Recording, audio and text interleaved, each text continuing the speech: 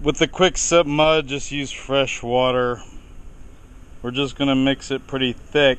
We're gonna do a nice tight first coat, let that set up, slick it out. Do a second coat, let it set up, slick it out. Then we're gonna do a spray knockdown texture. But your first coat mud, just make it pretty thick, like a real heavy pancake batter. Nice and creamy, perfect mix up.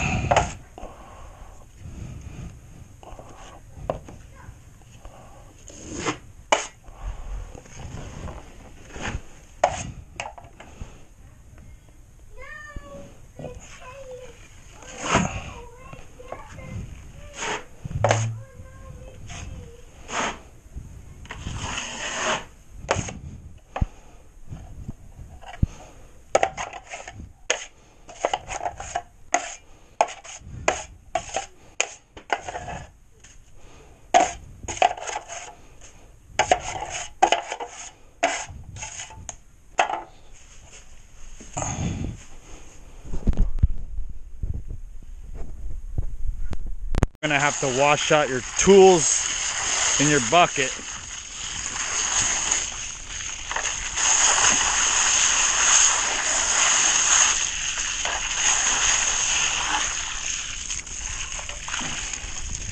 Whenever I have water available, I will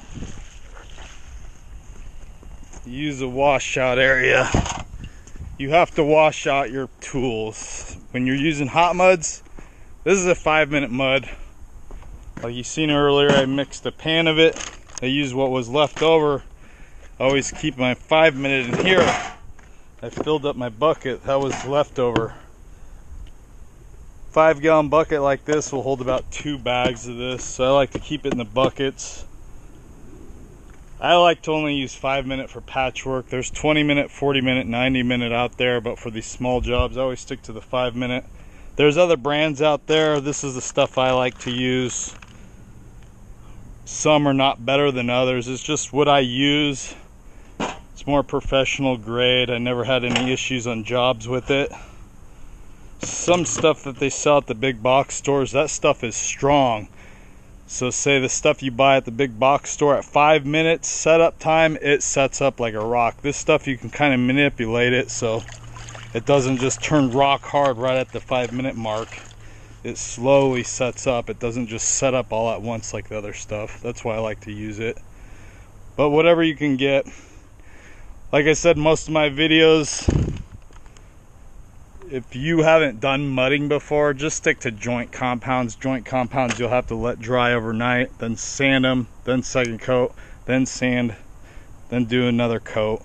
These hot muds are just going to let it set up. After I get everything coated, I come out and wash my tools, basically give it some time to start setting up.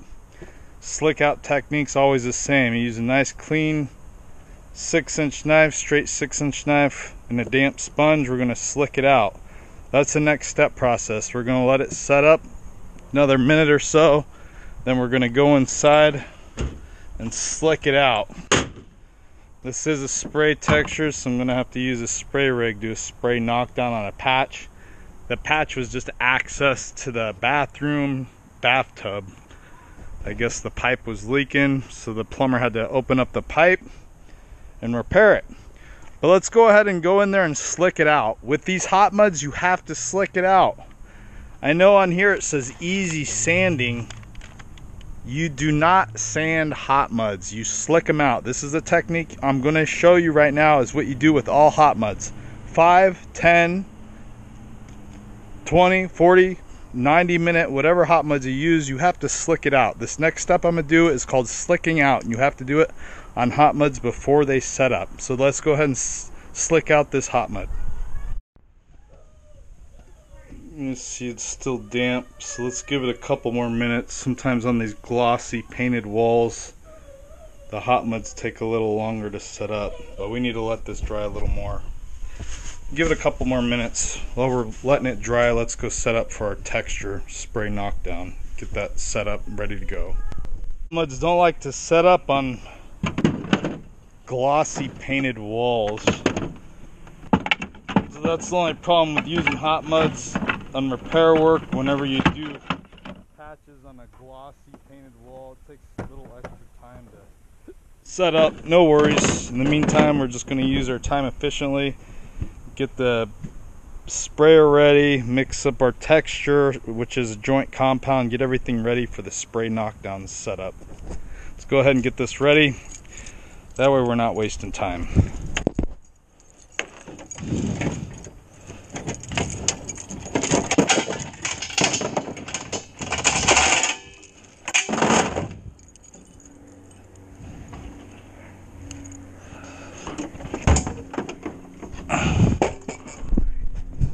For a little patch like this, you don't need such an aggressive air compressor. This is like a go-to size. It's not really the gallons or the PSI. It's more of this, the SCFM. Basically, that's the motor power. So when you're spraying, you don't lose a lot of pressure. The motor kind of keeps up with the air demand. The higher the SCFM, of course, the stronger the motor, the more air output that the motor will create. But this is basically a medium-sized one. An air compressor like this can do maybe even a 10-sheet job, 10 sheets of sheetrock. Once you get bigger than that, you're going to need a bigger air compressor. If you're doing stuff overhead, you're going to need a heavier air compressor. Everybody asks, well, what PSI do you spray at? I just open it up all the way, and then I control the pressure with the on and off switch here on the hopper. So compressor, full PSI, control the pressure with your throttle on your hopper.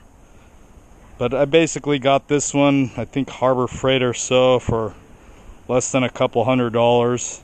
A small patch like I'm doing in there, a little 2x2 patch, you can use just a small air compressor. But this is my go-to because it can pretty much handle most of the jobs that I do, because I am a drywall repairer. So sometimes I have to do a 2x2 patch up to a 4 or 5 sheet job, but this mostly can handle most jobs that are thrown my way. It's heavier to carry in, that's why I like this bracket. A little bigger than this, then it kind of breaks your back moving around, but I just like to use this. And then I use a 25-foot hose. It's manageable. A 50-foot hose is too much. It's easier to have two 25-foot hoses if you need to reach. But basic setup like this is for spray textures. Spray knockdown, splatter, orange peel, popcorn ceilings. Most of the old spray textures from the 60s, 70s, 80s. They even do it in the 90s and early 2000s, but it's mostly done before 2000.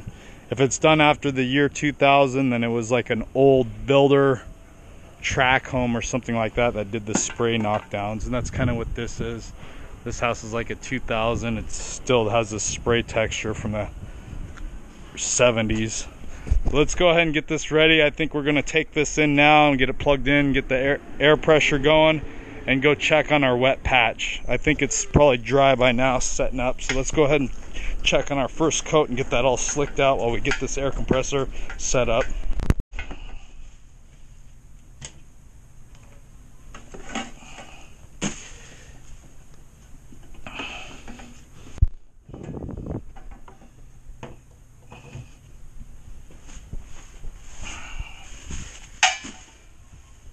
And it's set up good enough.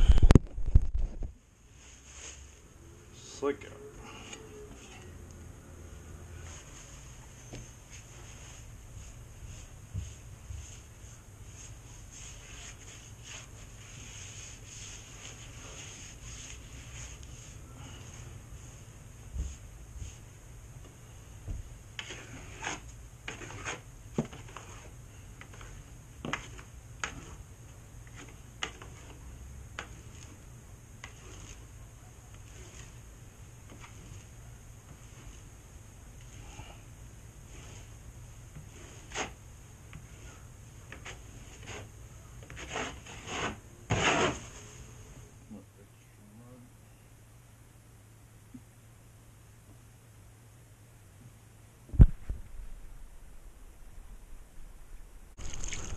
We're just gonna mix it like a, not a heavy pancake batter, just kind of like a regular pancake batter, I guess. Nice and creamy, mix it thoroughly. It got to be thorough, no clumps in it.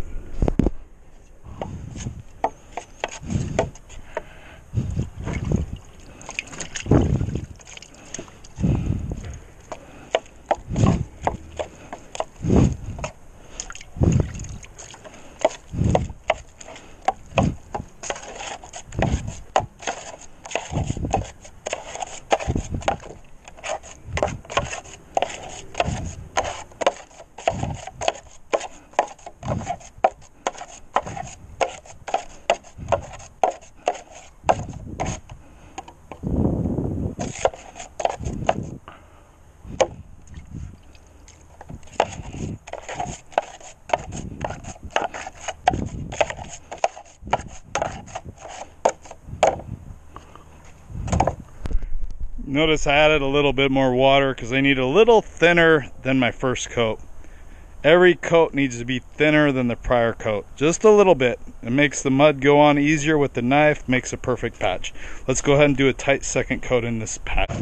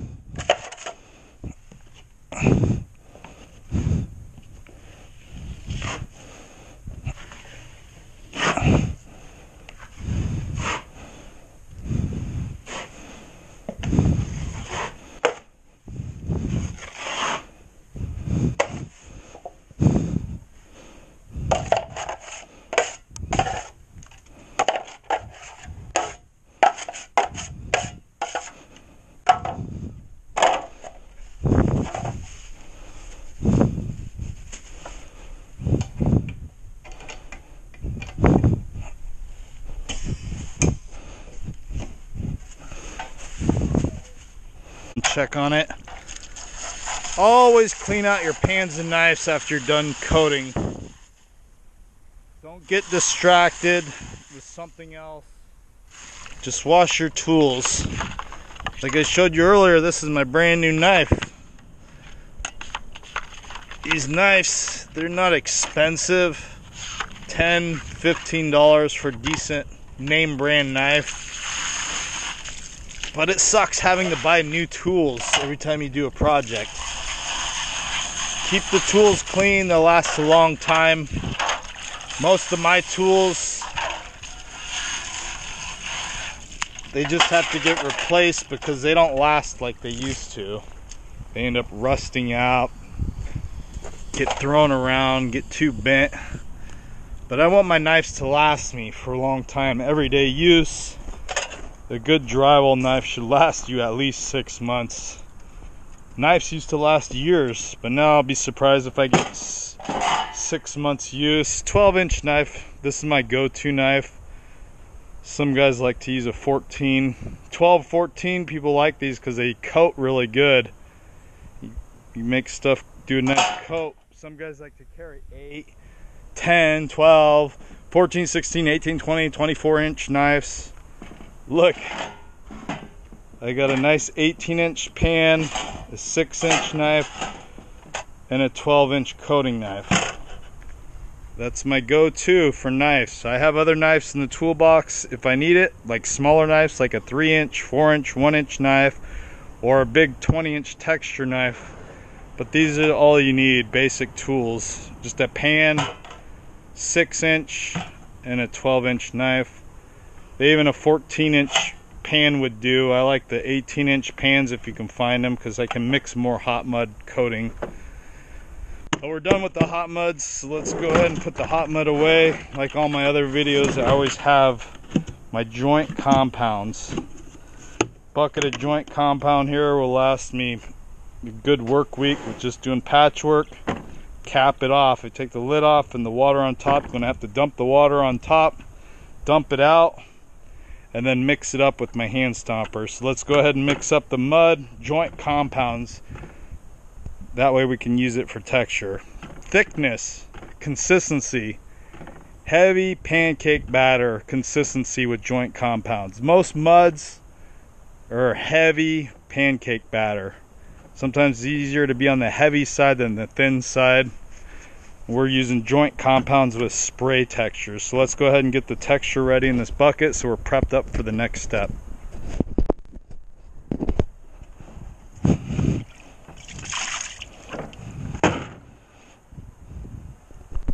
Hand mixer. I use a hand mixer because I don't want to pull out a drill, stuff like that, a bunch of tools. Hand mixers are good, a little more energy, effort, but nothing to it. We call it a potato masher. Mix it up.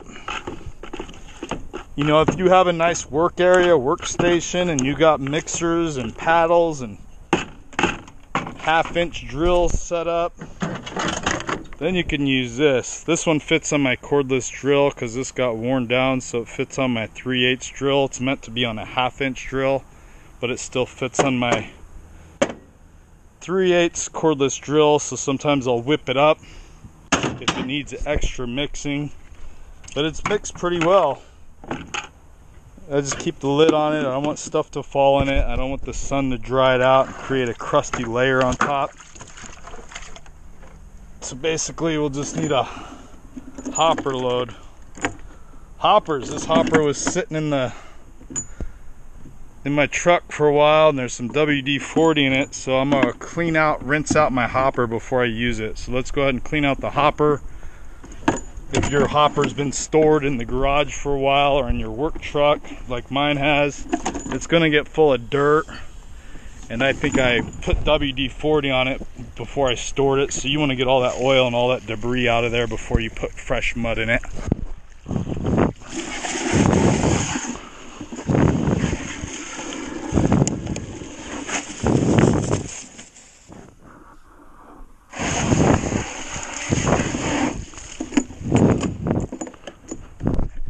Quick rinse is all it needs. I usually just put the hopper upside down for a few minutes while I'm doing my next step, get all the water out of there. But the next step was slicking out. The second coat had the setup just like the first coat, so now we're going to need a sponge and a 6-inch knife. We're going to slick out the second coat. You have to slick it out before you texture. So let's go ahead and slick out the second coat.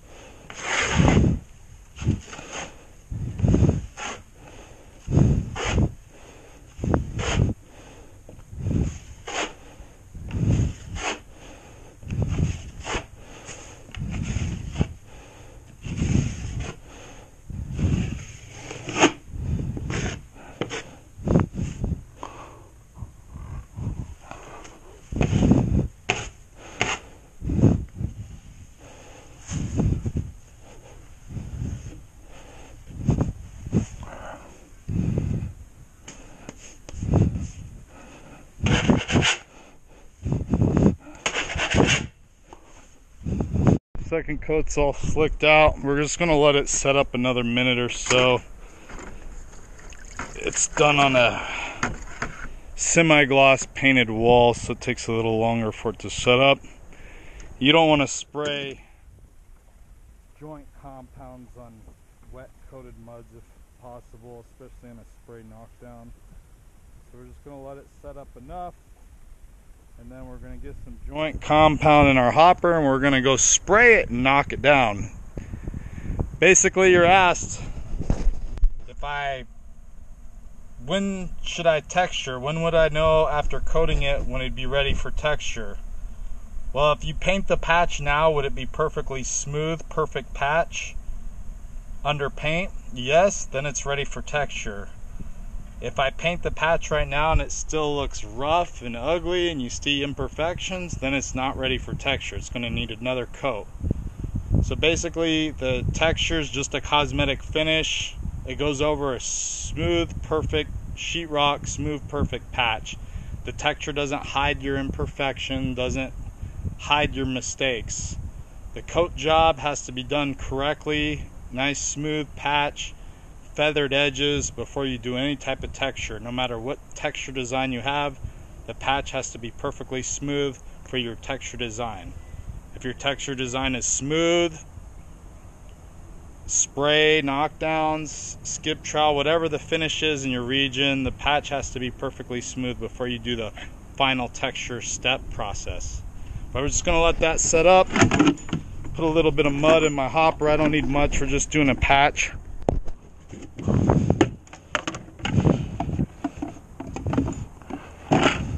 That's more than enough. I just keep the bucket out so if there's extra mud in my hopper. Stands. Everybody likes these hopper stands. I just like to wedge it in, but look at this. I'll just put it in my bucket. They'll be there when I need it. But we're just going to let this set up. I'm going to check my email and stuff. No hurry. I'm going to let this patch set up thoroughly before we do a spray texture. So time to take a break. Smoke them if you got them. That patch is set up good enough. Hopper with mud. A nice clean 6-inch knife. I use 6-inch knife, nice straight 6-inch knife for knocking down small jobs. Clean sponge, that way I can take the excess mud off my 6-inch knife as I'm knocking it down. Nice damp knife too, it helps glide over small patches. We're trying to blend in patches, so no need to use a big knife. You'll see guys using these big knives, but if you look at a big knife, you'll see that there's a curvature to the knife. Well, you go knocking down with that curvature, you're going to have a flat spot where that curve in the knife is. So guys that knock down with big knives, hey, more power to them. Maybe on brand new sheetrock, but on patch jobs I use a 6-inch knife. Hopper with joint compound, nice and thick mud like a heavy pancake batter.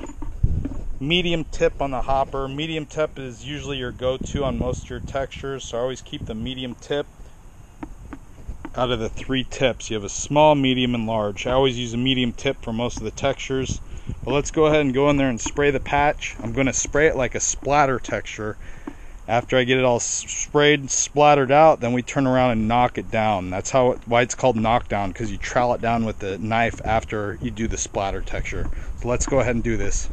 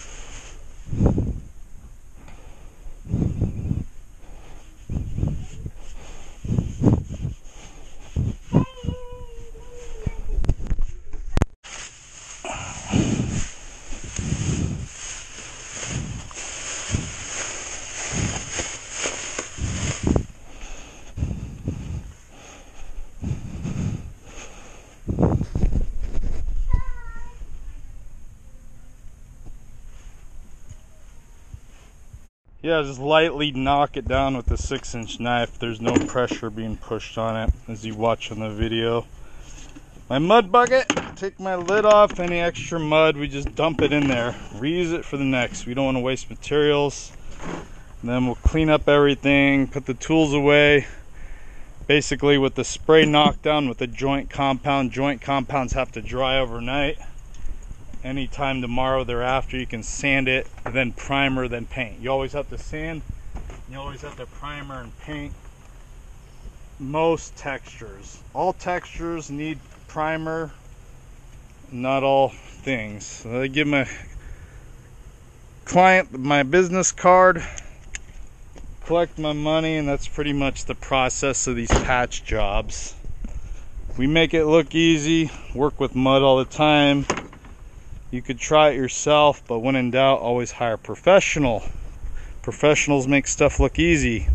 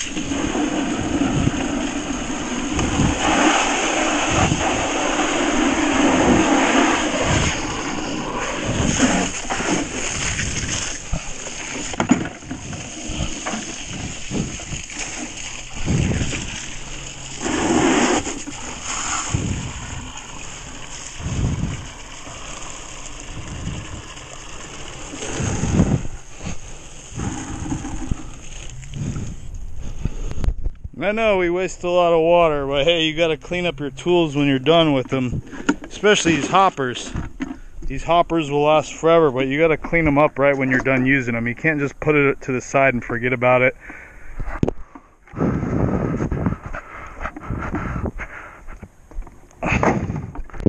Fresh water. I always dump out my old water from the previous job, my new job that I'm going to next, my second job. Fresh water ready to go. I like the 25-foot hose because I can fit it inside my hopper to get it out of the way. I have limited truck room with my little work truck. Strainer I use for orange peels. I strain my mud, but I keep all that in the way. Keep it out of the way. I've had enclosed trailers. I've had big trucks. They're all a pain in the butt. Especially when you're driving all over several cities a day, going to 2 or 3 jobs, doing estimates. I like this little pickup truck. Cap my mud, I clean the sides of my bucket, just enough water to cover the top, put the lid on it. My cap texture is ready for the next job. Tools put away, everything's put away.